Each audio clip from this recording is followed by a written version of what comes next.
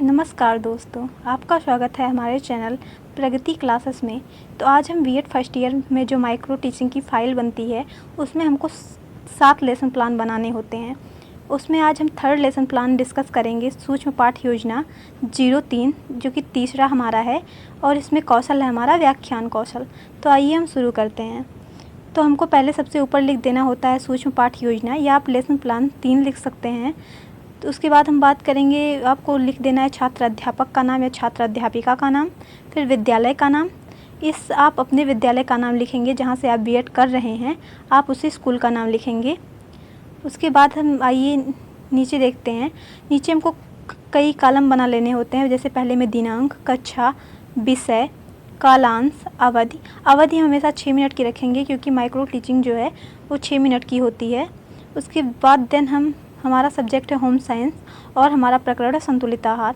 इसको मैंने 7 से लिया है, इसलिए मैंने क्लास 7th डाला है। अब आइए देखते हैं आगे हमको क्या करना है। फिर लिखेंगे हम शिक्षण कौशल का नाम, तो जो कि हमारा कौशल है व्याख्यान कौशल। फिर हमको व्याख्यान कौशल के घटक लिखने होते हैं। तो जैसे मैंने व्याख्यान कौशल के 8 घटक लिखे हुए हैं। आप पहले पेज में ऐसे लिख लेंगे। देन हम आते हैं नेक्स्ट पेज पे। नेक्स्ट पेज में आपको लिखना होता है सहायक शिक्षण सामग्री। सहायक शिक्षण सामग्री हमारी होती है जैसे चाक, डस्टर, रोल बोर्ड, चाक, डस्टर, रोल बोर्ड, संकेतक आदि। उसके बाद हम नीचे लिखते हैं पूर्व ज्ञान। पूर्व ज्ञान में आप छात्र लिख सकते हैं, जो कि मेरा होम साइंस सब्जेक्ट है तो इसको सिर्फ छात्राएं पढ़ती हैं, तो मैंने लिखा है छात्राएं संतुलित आहार के बारे में पूर्व ज्ञान रखती हैं। ये हो गया हमारा पूर्व ज्ञान। और आइए अब हम आगे बढ़ते हैं। आगे मैंने जैसे 3 कॉलम बना लिए हैं, पहले में क्रम संख्या, फिर छात्र अध्यापिका कथन, फिर छात्र कथन। इसमें आपको पाठ प्रस्तावना कौशल के जो प्रश्न होते हैं उसी को देन उतार देना होता है इस नेक्स्ट पेज पे। तो ये आप इसका वीडियो, पाठ प्रस्तावना कौशल का वीडियो मैंने बना रखा है। अगर आप लोग को इसको नहीं पता तो आप मेरा चैनल पेज पे डायरेक्ट जाके इसको वीडियो को देख सकते हैं। अब हम बात करेंगे नेक्स्ट पेज पे। देन हमको नीचे उद्देश्य कथन लिखना होता है कि छात्राओं, आज हम संतुलित आहार के बारे में सामान्य अध्ययन करेंगे। अब आइए हम थर्ड पेज पे देखते हैं। नेक्स्ट पेज पे हमको व्याख्या करनी होती है, जो कि जैसा हमारा टॉपिक था, पाठ प्रस्तावना कौशल में हम प्रश्न बनाते हैं और व्याख्यान कौशल में हम उसकी व्याख्या करते हैं।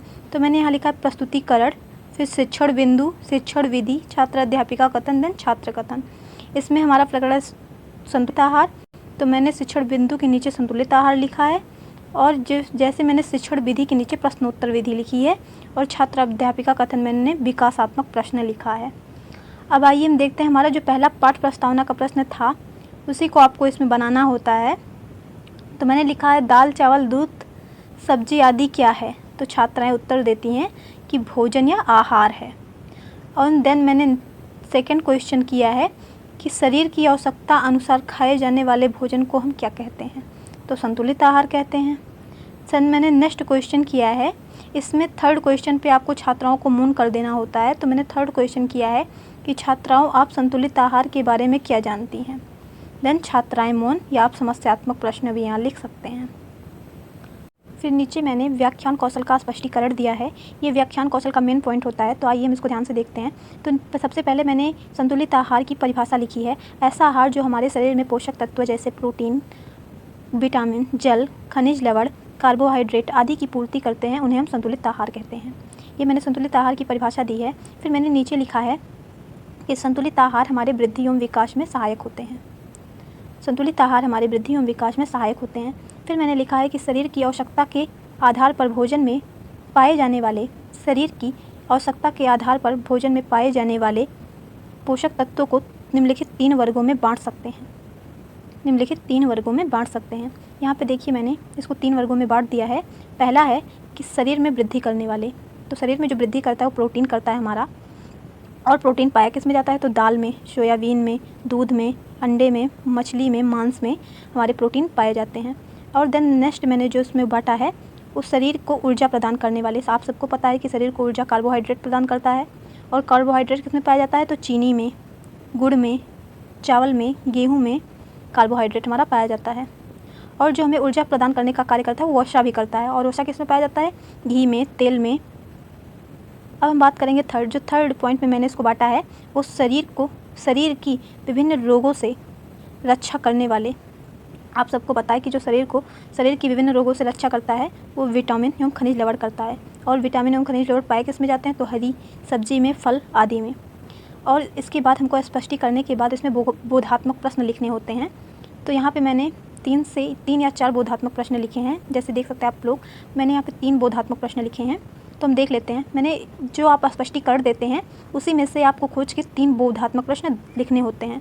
तो देखिए, मैंने पहला बोधात्मक प्रश्न लिखा है कि हमारे शरीर में वृद्धि कौन करता है, या हमारे शरीर में वृद्धि करता है तो प्रोटीन।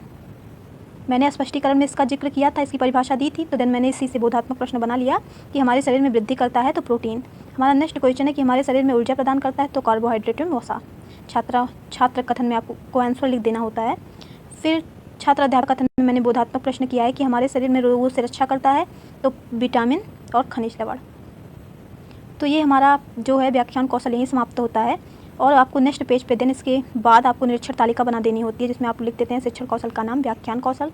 निरीक्षण तालिका में आपको कुछ नहीं करना होता है, बस 3-4 कॉलम बना लेते होते हैं, जैसे क्रम संख्या, घटक, उच्च। फिर आप उसको 3 स्तर में डिवाइड कर देते हैं, उच्च स्तर, सामान्य स्तर, निम्न स्तर। उसके बाद आप लोग को इसमें घटक लिख लेने होते हैं। घटक को आपको काट के लिखना होता है, पूरा घटक नहीं लिखना होता। जैसे मैंने यहाँ पे 8 घटक लिख दिए हैं। और जब आपका ये समाप्त हो जाता है तो आपको नीचे आलोचना या सुझाव और सहपाठी निरीक्षणकर्ता के हस्ताक्षर डाल के छोड़ देना होता है। जो आपकी कॉपी चेक होती है तो ये आपको स्तर प्रदान करते हैं, जैसे आपकी परफॉर्मेंस रहती है उसी के आधार पर आपको यहाँ पे उच्च स्तर, सामान्य स्तर या निम्न स्तर दिया जाता है। अगर आपको मेरा वीडियो अच्छा लगा हो तो लाइक करें, सब्सक्राइब करें एंड शेयर करें। Thanks for watching this video for us.